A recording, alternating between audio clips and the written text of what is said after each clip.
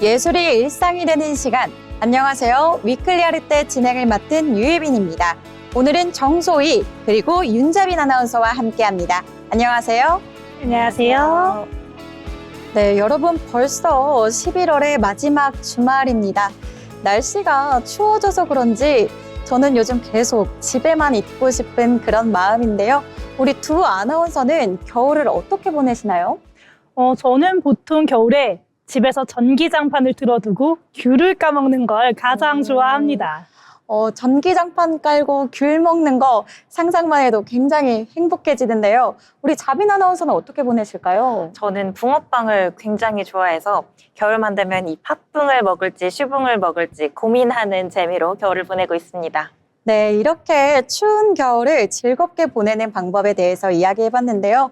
또 즐거운 공연들을 보면서 그동안 얼어붙어 있던 마음을 따뜻하게 녹이는 것도 방법인 것 같습니다. 자, 오늘 저희가 준비한 오페라부터 클래식, 무용까지 다양한 작품들이 준비되어 있는데요. 오늘의 픽 스테이지 첫 번째로 소희 아나운서가 준비해 주셨습니다. 어떤 공연일까요? 네, 혹시 두 분은 연말하면은 어떤 색이 먼저 떠오르실까요? 저는 아무래도 연말하면 빨간색이 가장 먼저 떠오르는 것 같습니다. 크리스마스도 있고 또 연말하면 이렇게 붉은색 옷도 있고 거리에도 빨간색으로 빛이 많이 나잖아요. 네, 저도 빨강이 가장 먼저 생각이 나는데 그런데 저희 붉은색 하면 레드북 그때 설명해 주시지 않았었나요? 네, 맞습니다. 하지만 이 붉은색 하면 떠오르는 뮤지컬 하나 더 있습니다. 바로 물랑 루즈인데요. 이 물랑 루즈가 이번 연말 아주 화려하게 돌아옵니다. 물랑 루즈가 온다니 저 이 영화 굉장히 재밌게 봤거든요.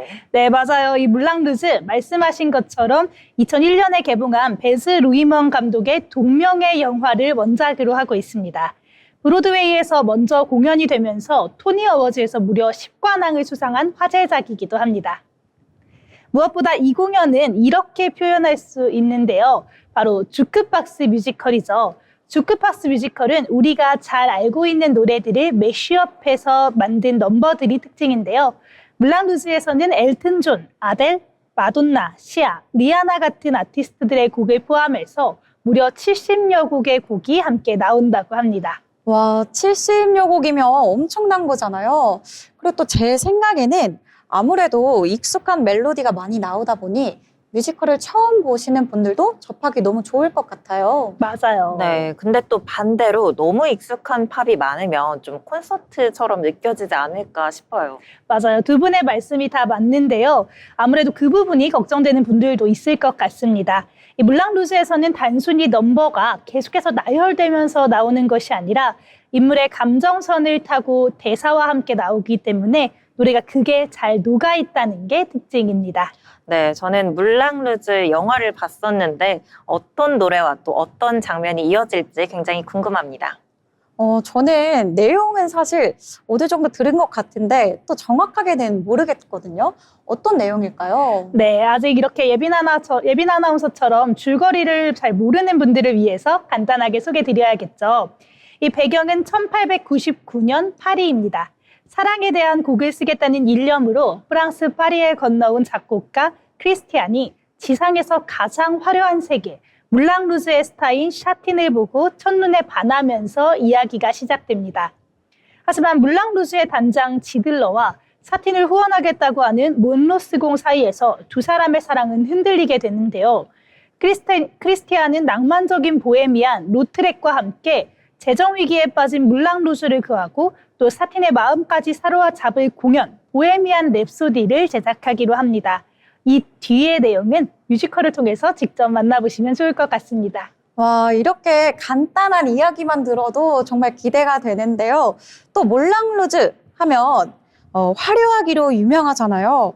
어떤 장면을 특히 눈여겨보면 좋을까요? 네, 맞아요. 물랑 루즈 정말 화려한데요. 물랑 루즈의 초반 오프닝은 극장 자체를 이 물랑 루즈라는 세계로 끌어들입니다. 화려한 붉은 조명, 또 거대한 풍차, 객석을 감싸는 샹들리에가 무대와 관객석을 넘나들게 되고요. 무대 상하수에는 코끼리 조형물까지 등장을 합니다. 이렇게 신나는 프리쇼가 시작이 되면 관객들이 자연스럽게 물랑 루즈라는 이 극장이라는 세계관으로 들어가게 되고요. 캉캉의 신나는 리듬과 함께 정말 이 극장 자체가 마치 물랑루즈 공연장이 된 것 같은 기분을 느끼게 해주는데요. 우리 영상으로 잠깐 물랑루즈의 분위기 함께 만나보도록 하겠습니다.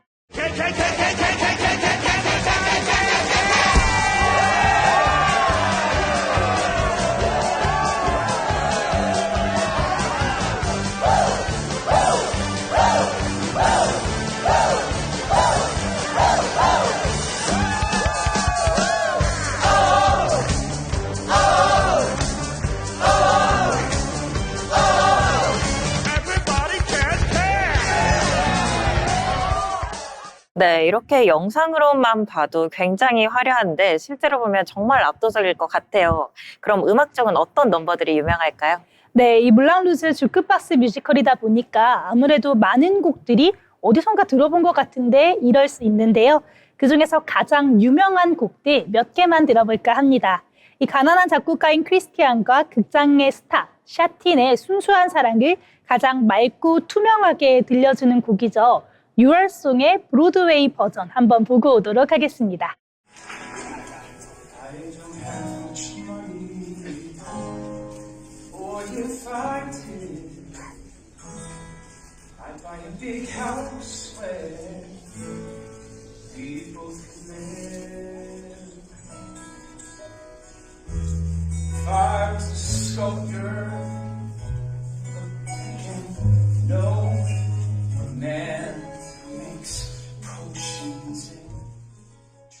네, 역시 노래가 너무 좋은데요. 특히 저는 가사가 굉장히 인상 깊었습니다. 네, 맞아요. 정말 가사도 좋고 노래도 좋죠. 그렇다면 이번에는 사틴의 넘버를 하나 들어보려고 하는데요.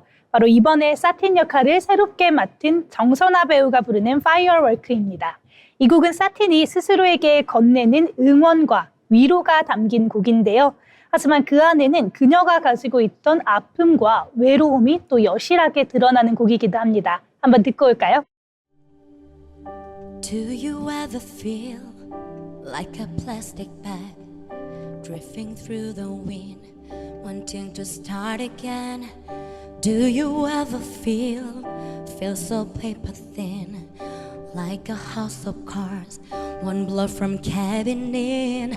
Do you ever feel already very deep, 6 feet under screen, but no one seems to hear a thing? 네, 말씀하신 그 감정이 어떤 건지 너무 잘 알 것 같습니다. 정말 기대되는 작품인데 그럼 이번 물랑루즈 캐스팅 어떻게 될까요? 네, 이번 물랑루즈 크리스티안 역에는 홍광호, 이석훈, 차윤혜 배우가 함께 하고요. 여주인공 사틴 역에는 김지호, 정선아 배우가 출연합니다. 물랑루즈의 단장 지들러는 이정열, 이상준 배우가 맡고요. 몬로스 공은 박민성, 이창용 배우가 연기합니다. 정말 믿고 보는 유명한 배우들이 함께하는 작품이죠. 특히나 이번 공연의 경우 한국 초연을 했던 이 연출 배우들도 있고 또 뉴캐스트들의 신선함이 같이 있다 보니까 누구를 볼지도 정말 고민이 많이 될 것 같습니다. 그러게요. 이렇게 이름만 들어도 정말 공연이 화려할 것 같다. 이런 생각이 드는데요. 그럼 공연 정보를 정리해 주실 수 있을까요? 네, 이번 공연 우리 11월 27일부터 2026년 2월 22일까지 블루스퀘어 신한카드홀에서 진행이 됩니다. 사실 워낙 인기가 많은 배우들이 함께하다 보니까요. 표를 구하기가 어려울 수도 있을 것 같은데요. 올겨울을 화려하고 뜨겁게 만들어줄 물랑루즈 놓치지 말고 꼭 관람해 보시면 좋겠습니다. 네, 이렇게 얘기만 들어도 정말 화려한 공연 물랑루즈였습니다. 자, 그럼 두 번째로는 제가 준비한 작품인데요. 여러분, 한국적인 것이 가장 세계적인 것이다. 이런 말 들어보셨을 텐데요. 우리나라 전통만이 갖고 있는 그 고유의 아름다움은 분명합니다. 소희 아나운서, 혹시 한국 무용 하면 어떤 게 가장 먼저 떠오르실까요? 저는 아무래도 이 전통 한복을 입고 또 춤을 추는 그런 장면이 가장 먼저 떠오르는 것 같아요. 그렇죠. 방금 이야기하셨던 것처럼 한국 무용 하면 전통 한복, 그리고 차분한 움직임이 한국 무용의 가장 큰 특징인데요. 정중동이라는 용어가 있습니다. 고요 속의 움직임이라는 뜻인데요. 그만큼 우리 전통춤은 절제된 움직임에서 그 진가가 나옵니다. 그렇다면 이 전통춤의 현대적인 연출을 가미하면 어떨까요? 오늘은 우리나라 전통의 고귀함과 현대의 세련됨 두 가지를 모두 품은 작품입니다. 국민무용단의 묵향을 소개해드리겠습니다. 네, 저는 이 작품을 기사로 한번 접하게 됐었는데 그때 기사가 해외에서 극찬받는 전통 무용이라는 제목이었습니다. 사진을 보니까 한복 색깔이 너무 다채로워서 좀 기억에 남았었거든요. 네, 맞아요. 이렇게 한 번만 봐도 계속 기억에 남을 만한 장면인데요. 묵향은 묵에서 나는 향기로운 냄새라는 뜻입니다. 작품 제목처럼 사계절의 아름다움을 수목화처럼 담담하게 그려낸 작품입니다. 개인적으로 제가 정말 좋아하는 작품이라 여러분들께 보여드릴 게 정말 많은데요. 먼저 공연 홍보 영상을 짧게 보고 또 이야기 나눠보겠습니다.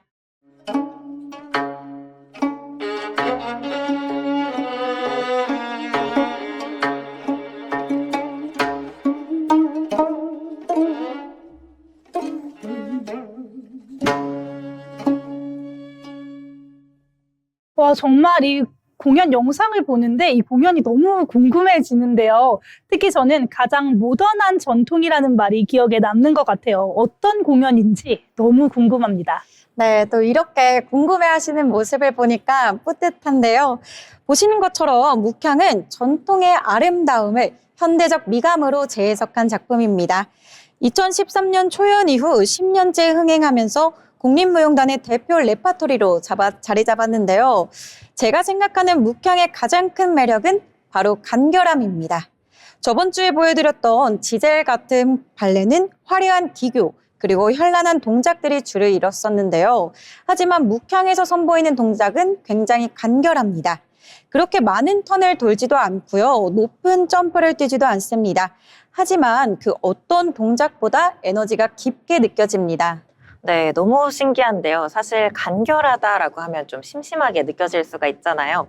그런데 화려한 기교보다 또 더 큰 감동을 받을 수 있다는 게 굉장히 신선하게 느껴지는 것 같습니다. 네, 맞습니다. 이 작품은 연출가 정구호 씨가 무용수들이 한국무용 동작으로 몸을 푸는 장면을 보고 기본적인 동작도 가장 큰 아름다움을 줄 수 있겠다. 이렇게 생각하면서 탄생했다고 하는데요. 그 결과 단순한 전통무 재현이 아닌 현대적이면서도 전통적인 작품이 탄생한 겁니다. 자, 그럼 이제 단계별로 하나씩 살펴볼까요? 네, 묵향은 총 6개의 장으로 구성되어 있습니다. 서무, 매화, 난초, 그리고 국화와 오죽, 그리고 종무인데요. 이렇게 군자의 덕목을 상징하는 꽃과 식물들로 이루어졌습니다. 먼저 1장 서무입니다. 보시는 것처럼 남성 무용수들이 하얀 쾌자를 입고 있죠. 그리고 또 무대 뒤에는 4장의 커다란 화선지가 걸려 있습니다. 무용수들은 그 위에서 마치 붓으로 선을 그리는 움직임이 특징인데요. 사계절의 시작을 알리는 1장 서무, 함께 감상해 보겠습니다.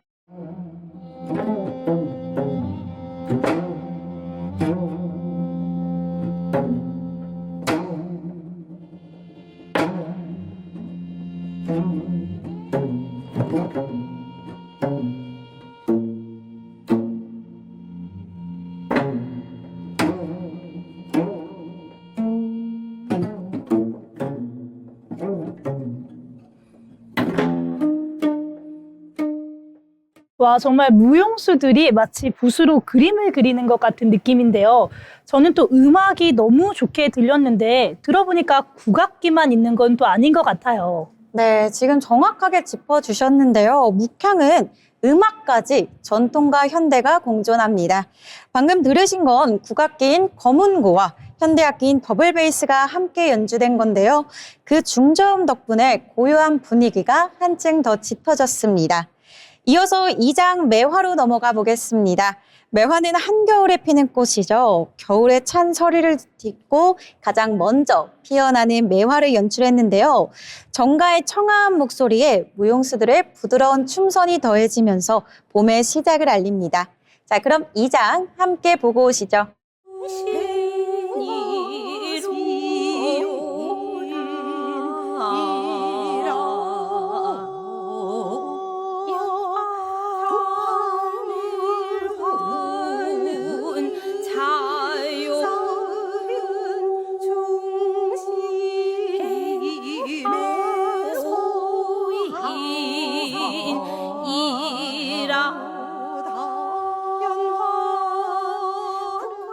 네, 정말 눈처럼 차갑기도 하면서 또 꽃처럼 따뜻한 게 특징인 것 같습니다. 그렇죠. 분홍색 치마가 정말 매화와 닮아 있는 것 같습니다.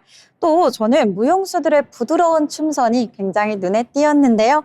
이어서 3장 난초로 가보겠습니다. 난초의 향은 청초하죠. 깊은 산 속에서 은은히 퍼지는 난초의 향처럼 남녀의 사랑을 은유적으로 표현한 장면입니다. 자, 그럼 3장 함께 보고 오시죠.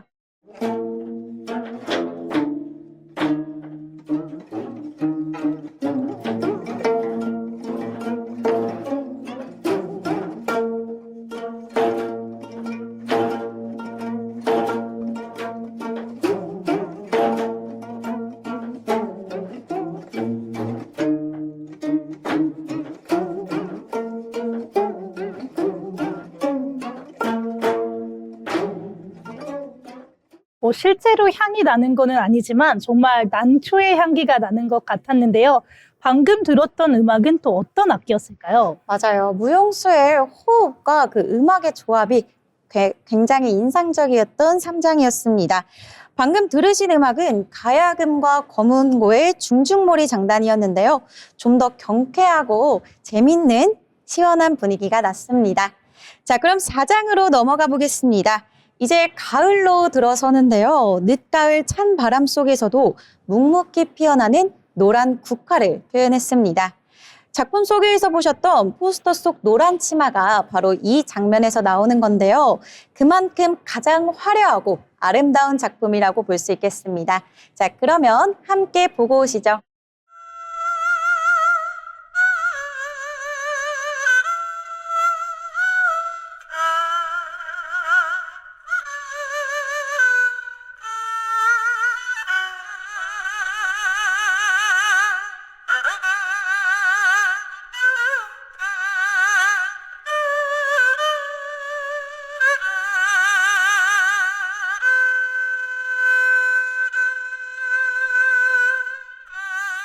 네, 둥근 치마폭이 흩날리면서 무대 전체가 노란빛으로 물드는 이 장면은 정말 아름다운 것 같습니다.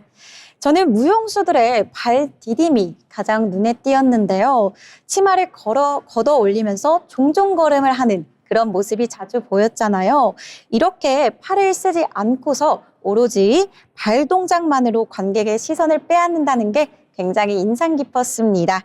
자, 다음으로는 5장 오죽입니다. 겨울에도 푸른 잎을 품고 있는 대나무처럼 선비의 고든 기계와 절도를 보여주는 장면인데요. 나무 장대를 든 남성 무용수들이 대금산조의 선율에 맞춰 군무를 펼칩니다. 자, 그럼 5장 오죽 함께 보고 오시죠.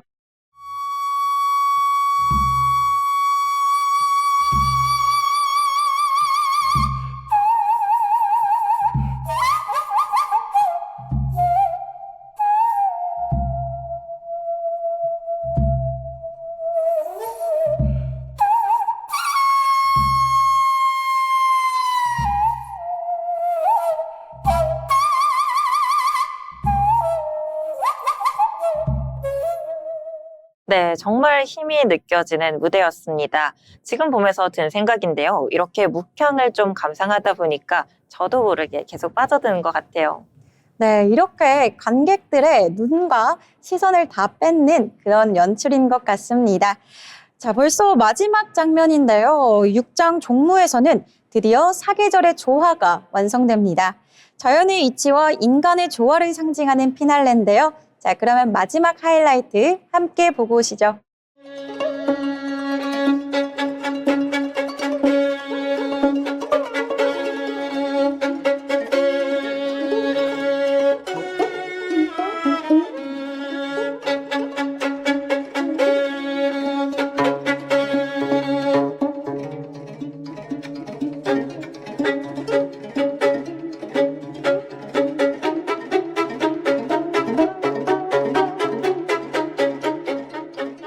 네, 전통과 현대적인 미가 좀 각자 다른 부분이 많은데 이렇게 합쳐지니까 더 아름다운 부분인 것 같습니다. 국내뿐만 아니라 해외에서도 인기가 굉장히 많았다고 하는데 어땠을까요? 맞아요. 묵향은 해외 반응도 폭발적이었는데요. 일본 오사카 NHK홀에서 전석 매진을 기록했고요. 2016년에는 홍콩 예술축제 초청에 이어서 2017년에는 프랑스 리옹의 레니드 푸르비에르 페스티벌의 무대에 섰습니다. 이 축제에서는 굉장히 독특한 문화가 있는데요. 굉장히 흥미롭습니다. 공연이 마음에 들면 관객들이 커튼콜 때 자신이 앉았던 방석을 무대로 던지는 게 있는데요. 방석을 던지는 걸까요? 너무 신기하고 재밌는데요. 그렇다면 묵향은 어떤 반응이었나요? 네, 너무 재밌죠. 묵향은 공연 당시 무대가 방석으로 가득 뒤덮였다고 합니다. 당시 페스티벌 예술감독이었던 도미니크 들로름은 비가 쏟아졌지만 관객 단 한 명도 자리를 뜨지 않았다고 말했습니다. 네, 정말 대단하네요. 이런 작품이면 사실 직접 한번 가서 보고 싶은데 혹시 곧 공연 있을까요? 아쉽게도 묵향의 공연 일정은 아직까지는 나오지 않았습니다. 하지만 올해 준비된 국립무용단의 공연들은 다양하게 많이 있으니까요. 계속해서 기대해봐도 좋을 것 같습니다. 오늘의 픽스테이지 국립무용단의 묵향이었습니다.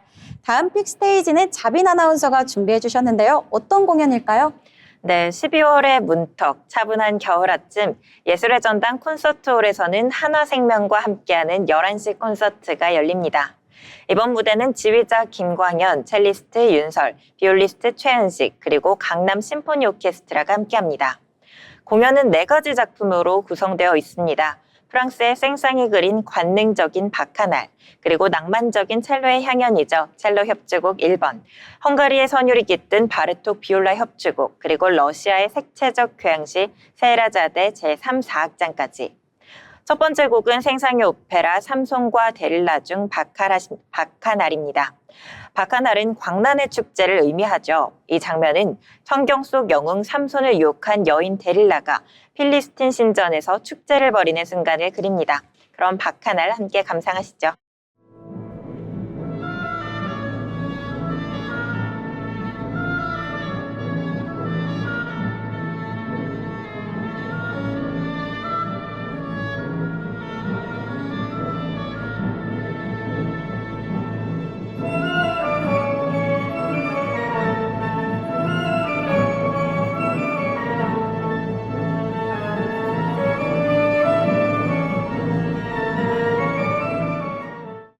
처음 멜로디를 듣고 사실 좀 놀란 게 뭐랄까요? 굉장히 좀 멜랑콜리한데요. 네, 예빈 아나운서가 정말 정확하게 들으신 게 생생은 관능적이고 또 이국적인 선율로 열정과 유혹의 장면을 오케스트라로 묘사했습니다. 리듬은 이국적이고요. 또 오보에와 플룻이 아라비안 풍의 선율을 그리면서 현악은 긴장과 환희를 교차시킵니다. 이 곡이 오페라의 한 장면인데도 이렇게 독립적인 연주곡처럼 자주 들리는 이유가 있을까요? 네, 그만큼 음악 자체의 완성도가 높기 때문인데요. 그게 맥락은 몰라도 리듬과 색채만으로도 충분히 매혹적이죠. 그래서 지금도 전 세계 오케스트라의 앙코르 곡으로 굉장히 사랑받고 있습니다. 두 번째 곡은 생상의 첼로 협주곡 제1번, 작품 번호 33입니다. 이 곡도 감상하고 오시겠습니다.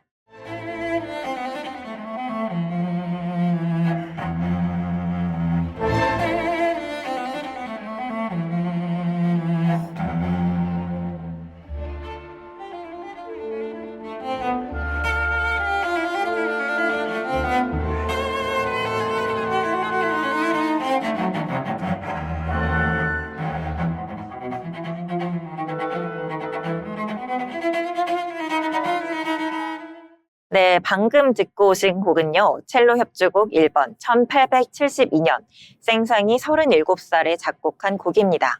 당시 프랑스는 전쟁의 패배로 자존심이 상해 있었고요.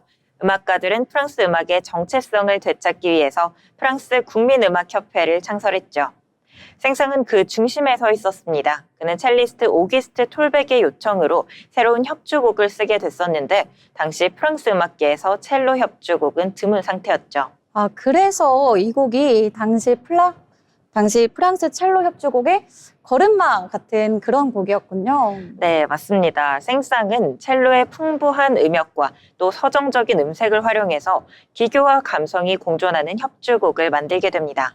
흥미롭게도 이 곡은 단일 악장 구조인데요. 하지만 내부적으로는 이 세 부분으로 나뉘면서 전통적인 3악장의 역할을 합니다. 첫 부분은 알레그로 논 트라포, 강렬한 오케스트라의 화음 뒤에 첼로가 등장하면서 주제 선율을 힘있게 이끌죠. 이 구조가 혹시 다른 작곡가한테서 영향을 받은 구조일까요? 네, 맞습니다. 바로 슈만의 첼로 협주곡인데요. 슈만도 단일 악장 안에 세 부분을 두었고요. 같은 A단조를 사용했죠. 하지만 생쌍은 그 서정성 위에 프랑스적 세련미와 또 화려한 기교까지 더했습니다. 듣고 있으면 첼로가 마치 상처를 노래하면서도 또 결국에는 희망을 전하는 것 같아요. 네, 맞습니다. 이 곡은요, 단순한 아름다운 선율이 아니라 시대의 상처와 회복의 서사까지 함께 담고 있습니다. 그리고 세 번째 곡은 바르톡의 비올라 협주곡입니다. 함께 감상하시죠.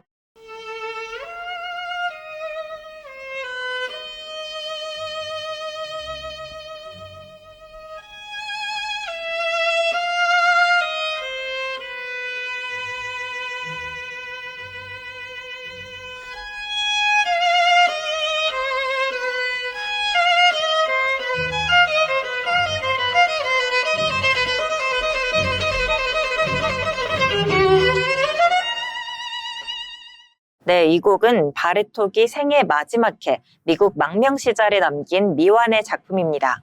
그의 제자 세르게이가 스승의 스케치를 바탕으로 완성했죠. 1악장은 고요하면서도 깊은 사색이 흐르고요. 2악장은 민속적인 리듬이 살아있습니다. 바르톡 특유의 헝가리 선율이 비올라의 중후한 음색을 통해 더욱 빛납니다. 그런데 비올라 협주곡이 흔하지는 않잖아요. 특히나 이 작품이 중요한 이유가 있을까요? 네, 딱 바로 그 점인데요. 이 곡은 비올라를 하나의 주인공 악기로 세운 점이 가장 큰 점입니다. 바르톡은 이 작품을 통해 비올라의 인간적이고 또 내면적인 음색을 세상에 알렸죠. 그렇다면 이 곡은 바르톡이 세상에 남긴 마지막 인사 같은 거겠네요. 네, 정확합니다. 이 작품은 화려한 결말이 아닌 조용한 작별 인사이자 또 인간적인 따뜻함이 담긴 음악입니다. 그리고 마지막 무대는 림스키 코르사코프의 세헤라자드입니다. 1888년에 완성된 교향 모음곡으로 아라비안 나이트, 즉 천일야화의 이야기를 바탕으로 합니다. 독주 바이올린이 여인 세헤라자데를, 금관의 장엄한 주제는 술탄을 상징하죠. 이 두 선율의 대화가 곧 이야기의 뼈대를 이룹니다. 그럼 같이 감상하고 오시죠.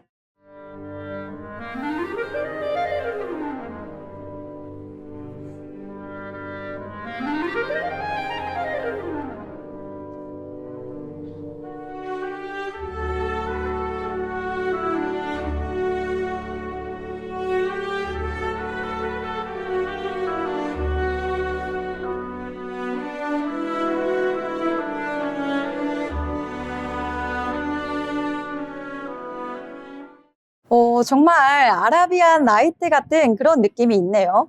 그렇다면 이 곡의 줄거리는 어떻게 될까요? 네, 아내의 배신으로 상처받은 왕이 매일 새로운 여인을 처형하던 중에 대신의 딸 세헤라자드가 스스로 왕과 결혼해서 매일 밤 새로운 이야기를 들려줍니다. 그녀의 지혜와 또 이야기를 위해서 왕은 점차 사랑과 신뢰를 찾게 되죠. 이 끝나지 않는 이야기가 바로 세헤라자드의 주제입니다. 이번 공연에서는 3악장과 4악장만 연주된다고 들었는데요. 네, 맞습니다. 전곡이 약 45분이 넘기 때문에 이번 무대에서는 가장 극적이고 또 가장 서정적인 세 번째와 네 번째 악장만이 연주됩니다. 3악장 젊은 왕자와 젊은 공주는 현악의 부드러운 선율과 바이올린 독주로 사랑을 그립니다. 4악장 바그다드와 축제와 바다, 난파는 타악기와 금관의 폭발적인 리듬으로 격렬한 클라이맥스를 만들어내죠. 마지막 순간 바이올린의 사이라자드의 주제가 다시 등장하면서 모든 이야기를 감싸안습니다. 마치 이 모든 이야기는 사랑으로 끝났다라는 듯한 결말이죠. 그래서 이 곡은 환상과 인간의 이야기가 동시에 들리네요. 네, 그렇죠. 림스키 코르사코프는 화려한 오케스트라 속에서도 결국 인간의 지혜와 또 마음까지 노래했습니다. 이 곡은 동양의 상상력과 러시아의 낭만이 만나는 순간이자 이야기의 힘을 음악으로 증명해낸 곡이죠. 그리고 또 오늘 소개해드린 11시 콘서트는 낭만과 열정, 상상력까지 어우러진 무대였습니다. 각기 다른 시대와 언어로 노래하지만 결국 모든 음악은 사람의 이야기로 귀결되죠. 12월 11일 목요일 오전 11시 예술의 전당 콘서트홀에서 펼쳐질 한화생명과 함께하는 11시 콘서트. 지휘자 김광현, 첼리스트 윤설, 그리고 비올리스트 최은식, 강남 심포니 오케스트라의 연주로 겨울의 아침을 따뜻하게 물들여 보시길 바랍니다. 네, 차분한 겨울과 잘 어울리는 공연 11시의 콘서트였습니다. 자, 그럼 이번에는 오늘 소개해드린 공연과 관련 있는 인물들을 만나보는 픽피플 시간인데요. 먼저 소희 아나운서가 준비해 주셨습니다. 네, 오늘 소개해드릴 인물 바로 뮤지컬 배우 홍광호입니다. 앞서 소개해드렸던 물랑루즈에서 남자 주인공인 크리스티안 역을 맡았었는데요. 홍광호 배우 하면 한국 뮤지컬을 대표하는 배우잖아요. 그렇죠. 홍광호 배우 정말 유명한데 아마 뮤지컬을 잘 모르시는 분들도 한 번쯤은 들어보셨을 이름 같아요. 네, 맞아요. 정말 한국을 대표하고 있는 이 뮤지컬 배우 중에 한 명이죠. 홍광호 배우는 앙상블로 시작을 해서요. 지킬 앤 하이드, 오페라의 유령, 데스노트, 물랑루즈, 일테노레까지 무대의 최전선을 지켜온 배우입니다. 개원 예고를 나오고 중앙대 연극학과를 거쳐서 2002년에 명성황후 앙상블로 데뷔를 했고요. 2006년에는 미스 사이공에서 앙상블 겸 크리스, 투이 커버 역을 맡았는데 이 공연 중에 돌발적으로 투입이 됐는데도 주연을 훌륭하게 소화하면서 존재감을 각인시켰습니다. 이후에는 스위니 토드, 지킬 앤 하이드, 빨래, 오페라의 유령처럼 굵직한 작품들을 계속해서 맡아왔는데요. 2014년도에는 미스 사이공 2로 한국인 최초로 영국 웨스트엔드에 진출하기도 했습니다. 와, 한 작품 한 작품 정말 안 들어본 공연이 없네요. 그야말로 한국 뮤지컬계를 휩쓸은 인물 같은데요. 그럼 홍광호 하면 가장 먼저 떠올릴 만한 작품이 뭐가 있을까요? 맞아요. 사실 이 홍광호 배우가 맡아온 작품들이 워낙 다 유명한 작품이기도 하고 모든 역할을 찰떡같이 소화하는 걸로 유명해서 모든 작품을 사실 다 대표작이라고 할 수 있겠는데요. 그래도 몇 개만 꼽아보자면 역시나 빠질 수 없는 건 지킬 앤 하이드입니다. 지킬과 하이드 1인 2역을 넘나드는 신들린 연기로 호평을 받았고요. 또한 지금 이 순간은 지금까지도 그의 시그니처 넘버로 불리고 있는데요. 홍광호에게도 정말 각별한 작품이라고 합니다. 그렇다면 공연 영상 잠깐 보고 가볼까요?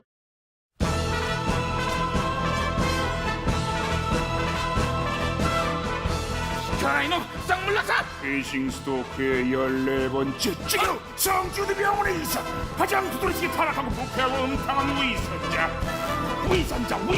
위선자 답답한 상사를 뜯어버려 단숨에 작사를 내 짐승은 발톱을 갈아야 해 일격의 숨통을 쳐 이빨로 네, 정말 신들린 연기 같지 않나요?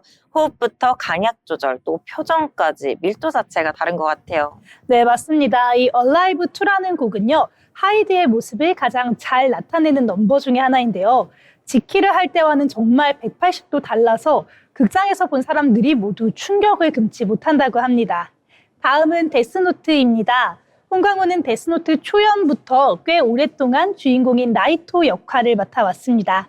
라이토로서 날선 서사와 또 냉정하면서도 어딘가 모르게 서늘한 그의 천재성을 아주 잘 표현해 줬는데요. 이 데스노트도 함께 듣고 와보도록 하겠습니다.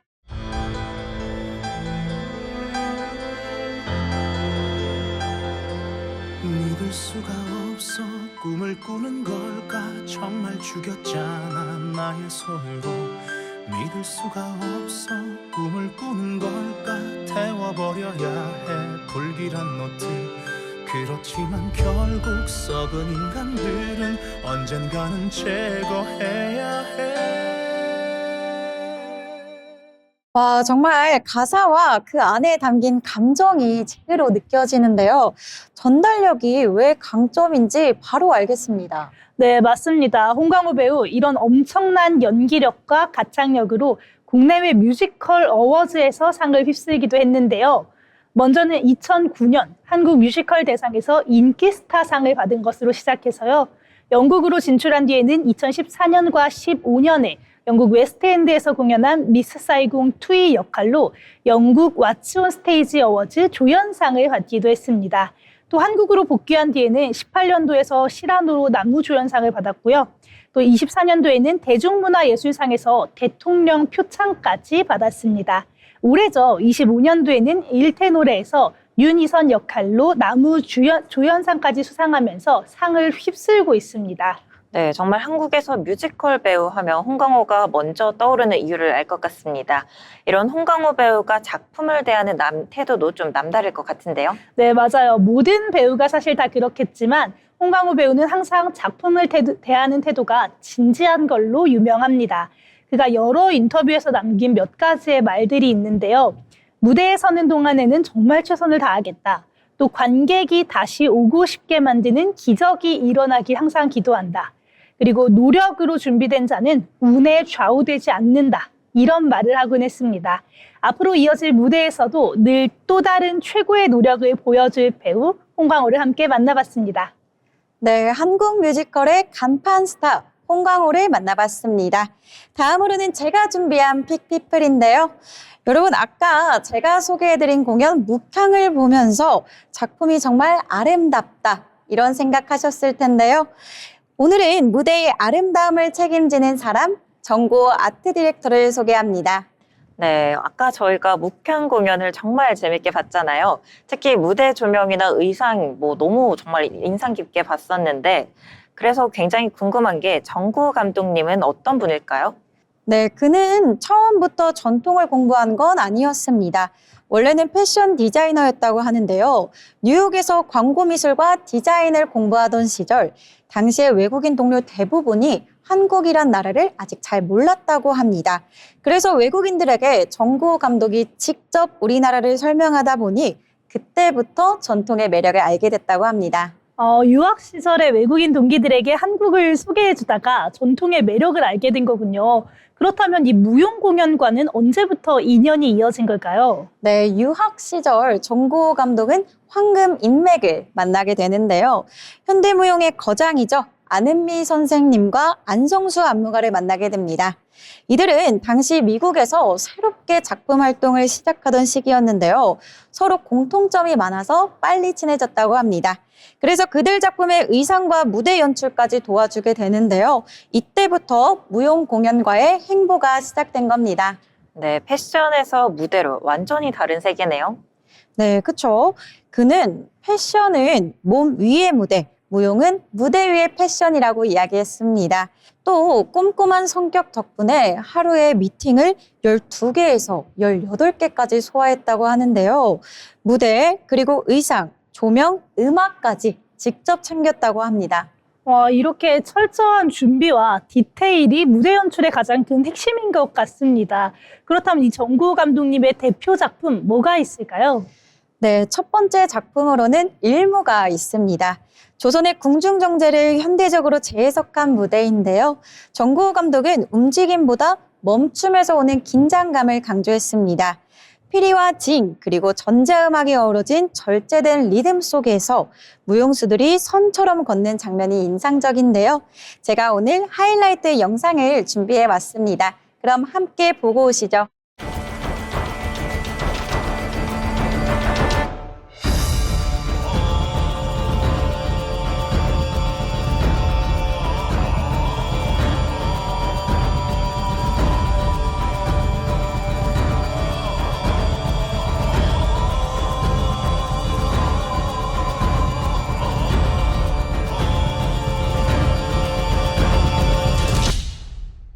네, 굉장히 고요한데 또 강렬하죠. 정고 감독은 비움 속의 충만함을 표현하고 싶었다고 합니다. 자, 그럼 두 번째 작품은 산조입니다. 국악산조의 즉흥성을 무용으로 표현한 작품인데요. 움직임이 악보라며 무용수는 즉흥 연주자라는 그의 인상적인 말이 녹아 있습니다. 자, 그럼 산조 짧게 감상해 보겠습니다.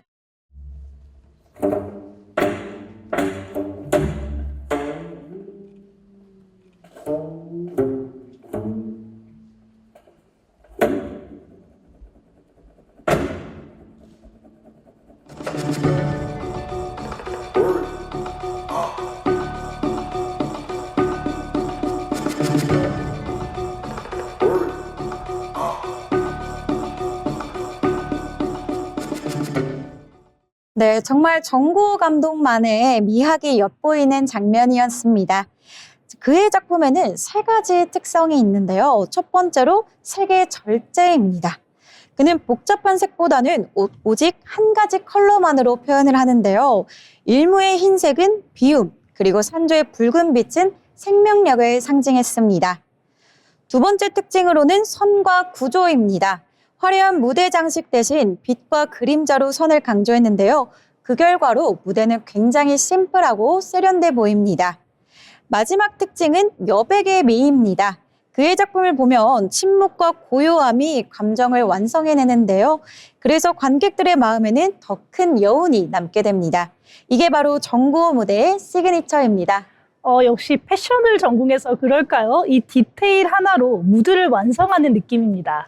네, 맞습니다. 정구호 감독은 기본에 충실하자 이런 말을 많이 했는데요. 작품을 많이 만들다 보면 오히려 기본기를 놓칠 때가 많다고 합니다. 그럴 때일수록 더 기본기를 잡기 위해 노력을 했다고 하는데요. 그 철학 덕분에 미니멀하되 화려한 그만의 특색이 있는 작품이 나온 것 같습니다. 오늘의 픽피플 전통의 미를 현대적으로 재해석하는 감독 정구호 아트 디렉터를 만나봤습니다. 다음은 픽피플은 자빈 아나운서가 준비해 주셨는데요. 어떤 인물일까요? 네, 어느 날 문득 라디오에서 죽음의 무도가 흘러나왔습니다.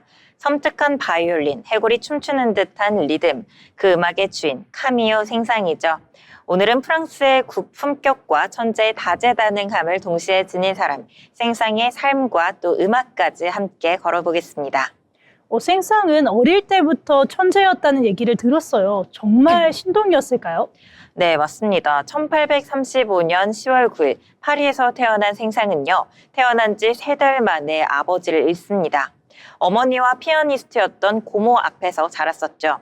2살 때 피아노를 시작했고요. 3살 땐 작곡의 씨앗이 이미 돋았다는 기록까지 있습니다. 12살에는 자신이 주최한 연주회에서 모차르트, 핸델 같은 거장들의 작품까지 연주했고요. 이듬해 파리 음악원에서 들어가 오르간과 작곡까지 본격적으로 배우게 됩니다.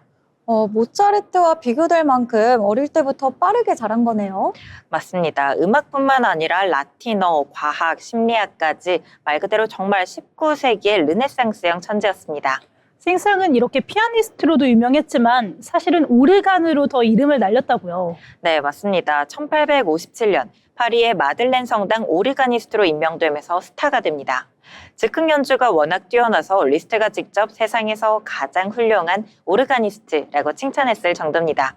그리고 초견 실력은 굉장히 전설적이었습니다. 지휘자 한스 폰 빌러 앞에서 바그너 지그프리트 악보를 단번에 읽고 또 포인트까지 살려서 연주하면서 즉석 편곡까지 했다는 일화도 남아 있습니다. 이렇게 듣기만 해도 완벽주의자 그리고 천재가 합쳐진 느낌이네요. 네, 그렇죠. 연주가 중심이긴 했지만 또 작곡도 꾸준했습니다. 교회 확장 그리고 오르간곡 그리고 초기 교향곡 A장조처럼 고전 형식의 뿌리를 두고 있었습니다. 이렇게 연주자였던 생상은 교수로도 활동을 했다고 알고 있어요. 네, 맞습니다. 1861년 26세의 니더마이어 음악원 교수가 됩니다. 그의 제자 중에서는 가브리엘 포레가 있죠. 생상은 고전의 질서를 사랑하면서도 또 프랑스적 우아함을 더하는 방법을 가르쳤습니다. 그래서 제자들이 세련되고 투명한 프랑스의 색을 이어갈 수 있었죠. 규칙은 지키되 세련되게. 그게 생상의 미학이군요. 네, 정확합니다. 단정한 낭만이 그의 표정이었습니다. 그런데 이 생상의 삶에도 큰 위기가 찾아왔다고 들었어요. 네, 맞습니다. 1870년 보불전쟁. 그가 일하던 교회는 혼란의 소용돌이에 휘말렸고요. 그는 영국으로 피신하게 됩니다. 그런데 이게 바로 전화위복이 되죠. 영국에서 리사이트를 열며 이름이 더욱더 알려지게 됩니다. 귀국 후에는 프랑스 음악을 더 프랑스답게 지키기 위해서 국립음악협회를 세워서 젊은 작곡가들을 무대에 올리기도 합니다. 이렇게 위기가 길을 바꿀 때도 있죠. 생상도 그런 거네요. 맞아요. 위기는 그를 국가의 음악가까지 성장시켰습니다. 그런데 이쯤에서 궁금해지는 게 사적인 삶은 어땠나요? 저희 좀 가슴이 두근거리게 만드는 그런 사랑 이야기도 있었을까요? 네, 존재했습니다. 하지만 굉장히 좀 아픈 스토리였는데요. 1874년 39살의 생상은 19세의 마리 트리포와 결혼해서 2 아들을 얻습니다. 하지만 1878년 첫째가 추락사고로 세상을 떠나고요. 또 6주 뒤에는 둘째가 폐렴으로 세상을 떠납니다. 그 충격으로 부부는 별거에 들어가게 되죠. 그의 음악에는 이후 묵직한 고독이 그리워집니다. 그 무렵에 오페라 쌈송과 데릴라가 태어나죠. 인간의 욕망, 넘어짐과 구원을 다룬 작품인데요. 삶과 신앙이 부딪혀 만들어낸 개인적 기록처럼 들립니다. 음악 뒤에 있는 인간의 상처네요. 그래서 그런지 더 진하게 들리나 봐요. 네, 생상의 선율은 종종 단정한 슬픔까지 보여지기도 하죠. 그래서일까요? 이 생상은 겨울이 되면은 따뜻한 나라로 떠난다고 들었어요. 네, 맞습니다. 건강이 좋지 않아서 추위를 피하려 알제리, 이집트, 스페인, 그리고 이탈리아 등지에서 머물게 됩니다. 그래서 그의 음악에는 이국적인 색이 좀 자연스럽게 스며들어 있습니다. 죽음의 무도의 괴이한 춤, 동물의 사육제의 재치, 그리고 백조의 고요한 우아함, 그 배경에는 모두 여행과 관찰의 감각이 존재합니다. 네, 그러면 대표작을 몇 곡만 뽑아서 설명해 주실 수 있나요? 네, 물론이죠. 죽음의 무도, 해골이 한밤중에 춤추는 상상이죠. 바이올린의 스콜다투라와 제시되는 음영들이 또 기묘한 해골춤을 만듭니다. 그리고 김연아 선수가 배경음악으로 사용하면서 대중적으로 잘 알려졌죠. 바로 동물의 사육제입니다. 14곡으로 된 유머러스한 모음곡인데요. 생전엔 전체를 거의 공개하지 않았고요. 백조만 연주를 허락했습니다. 사후에는 전곡이 출판되면서 전 세계가 사랑하는 레퍼토리가 됩니다. 원래는 실내악 편성이어서 그 버전으로 듣는다면 생상의 섬세함이 더 잘 느껴집니다. 그리고 오페라 삼손과 데리아, 그대의 목소리에 내 마음 열리고 아리아로 굉장히 유명하죠. 관능과 신앙, 붕괴와 구원, 프랑스 오페라의 새로운 결을 엽니다. 바이올린 작품들은 사라사테의 헌정한 서주와 론도 카프리치오소, 그리고 바이올린 협주곡 3번 등 생상은 바이올린을 화려하면서도 굉장히 고상하게 다뤘습니다. 그리고 영화 음악까지 발을 담근 인물이기도 한데요. 음악은 이야기의 그림자라는 감각을 아주 일찍이 보여준 인물이기도 합니다. 정말 유머와 품격, 색채감이 다 있으면서도 과하지는 않은 것 같아요. 네, 아무래도 그게 생상의 미학이라고 볼 수 있죠. 바로 우아한 절제입니다. 생상은 독일 음악과의 긴장감 속에서 프랑스 음악을 지키려고 했다고요. 네, 바그너의 영향이 거세던 시절에 생상은 프랑스 음악의 언어를 지키려고 들었습니다. 그에게 음악은 형식의 질서와 또 맑은 음색이 중요한 가치였습니다. 그래서 후배들을 위해서 국립음악협회를 만들었고요. 젊은 작곡가들의 작품을 올렸습니다. 물론 말년에는 드뷔시 또 셈베르크 같은 새로운 음악에 비판적이기까지 했습니다. 하지만 그 논쟁조차 프랑스 음악이 자기 얼굴을 찾는 과정이었다고 우리는 이해할 수 있겠죠. 그럼 그의 마지막은 어땠을까요? 네, 1921년 11월 86의 생상은 여전히 정확하고 또 활력 있는 연주를 들려줬습니다. 그리고 한 달 뒤 그가 사랑한 알제의 한 호텔에서 조용히 세상을 떠나게 됩니다. 프랑스는 국장으로 장례를 치렀고요. 그의 무대는 파리 몽파르나스 묘지에 있습니다. 국가가 품격이라고 부른 예술가에게 굉장히 어울리는 작별이었죠. 그렇다면 우리 한 문장으로 생상을 한번 정의해 볼까요? 네, 고전의 품격 위에 낭만을 쌓은 사람, 과장 대신 단정함, 그리고 방중 대신 우아함. 그래서 생상의 음악은 지금 들어도 맑고 세련되고 또 투명합니다. 죽음의 무도의 재치, 동물의 사육제의 유머, 삼손과 데릴라의 관능, 그리고 수많은 협주곡과 실내악. 그의 세계는 넓지만 흐트러지진 않습니다. 감정을 터뜨리는 대신 다듬는 사람. 그래서 그가 더 오래 갈 수 있었던 거겠죠? 네, 정확합니다. 생상은 굉장히 이성적인 낭만주의자였습니다. 오늘의 한 문장은 이렇게 남겨두겠습니다. 생상의 음악은 깔끔하게 그은 선 위에 오래 남는 여운이다. 그 절제와 품격이 지금 우리 일상에도 작은 균형을 선물할 것 같습니다. 픽피플, 오늘은 생상의 삶과 음악이었습니다. 네, 이렇게 오늘은 창의적인 작품과 예술가들을 만나봤습니다. 여러분, 상상력의 힘은 우리에게 끝없는 가능성을 열어준다고 합니다. 우리가 꿈꾸는 것이 바로 우리의 미래가 되기 때문인데요. 오늘부터 고정적인 것에서 벗어나 새로운 상상을 해보는 건 어떨까요? 저희는 다음 시간에 또 즐거운 공연 이야기로 찾아오겠습니다. 오늘도 함께해 주신 윤자빈 그리고 정소희 아나운서 고맙습니다. 지금까지 위클리 아리떼 진행을 맡은 유혜빈이었습니다. 함께해 주신 여러분 고맙습니다.